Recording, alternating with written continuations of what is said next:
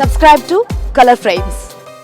రోహిత్ శర్మ తన అభిమానులకు ఎంత గౌరవం ఇస్తాడో తాజాగా జరిగిన వరల్డ్ కప్ ఫైనల్ మ్యాచ్ తర్వాత అర్థమైంది. కోట్లాది మంది కళ్ళను తీర్చలేకపోయానే అన్న బాధ రోహిత్ కళ్ళల్లో కనిపించింది. ఫైనల్లో ఓటమి తర్వాత రోహిత్ అభిమానుల్ని చూస్తూ కన్నీళ్లు పెట్టుకున్నాడు. ఒక్కడే నడుచుకుంటూ డ్రెస్సింగ్ రూమ్ కు వెళ్లిపోయాడు. 2 నెలల తర్వాత రోహిత్ ఓ వీడియో రిలీజ్ చేశాడు. ఆ వీడియోలో కూడా రోహిత్ అభిమానులను ఉద్దేశించి ఎమోషనల్ అయ్యాడు. కానీ రోహిత్ తొలి నాళ్లలో ఎన్నో అవమానాలు ఎదుర్కొన్నాడు. ఫ్యాన్స్ నుంచే మాటలు పడ్డాడు. కొందరు రోహిత్ ను బూతులు తిట్టి అవమానించారు. టీమిండియా మాజీ క్రికెటర్ ప్రవీణ్ కుమార్ తాజాగా రోహిత్ కు సంబంధించిన అవమానకర విషయాల్ని పంచుకున్నాడు. అంతేకాదు ఆనాడు జరిగిన గొడవకు సంబంధించిన వీడియో ప్రస్తుతం సోషల్ మీడియాలో వైరల్ గా మారింది. ఆస్ట్రేలియాలో ప్రాక్టీస్ చేస్తున్న సమయంలో రోహిత్ శర్మ బ్యాటింగ్ చేస్తుండగా ప్రవీణ్ కుమార్ బౌలింగ్ చేస్తున్నాడు. ఇద్దరు నెట్స్ లో ప్రాక్టీస్ చేస్తుండగా అక్కడికి వచ్చిన భారత క్రికెట్ అభిమానులు రోహిత్ ను కామెంట్ చేయడం ప్రారంభించారు. రోహిత్ ను పచ్చి బూతులు తిడుతూ అవమానకరంగా ప్రవర్తించారు. వాళ్ళ మాటలు పట్టించుకోకుండా రోహిత్ బ్యాటింగ్ ప్రాక్టీస్ చేస్తున్నాడు. అలా చాలాసేపు ఓపిక పట్టిన రోహిత్ శర్మ సహనం కోల్పోయి వారితో గొడవకు దిగాడు. రోహిత్ ను అలా తిడుతుంటే సహచర ఆటగాడు ప్రవీణ్ కుమార్ స్టంప్స్ పట్టుకుని కొడతానని గట్టి వార్నింగ్ ఇచ్చాడు.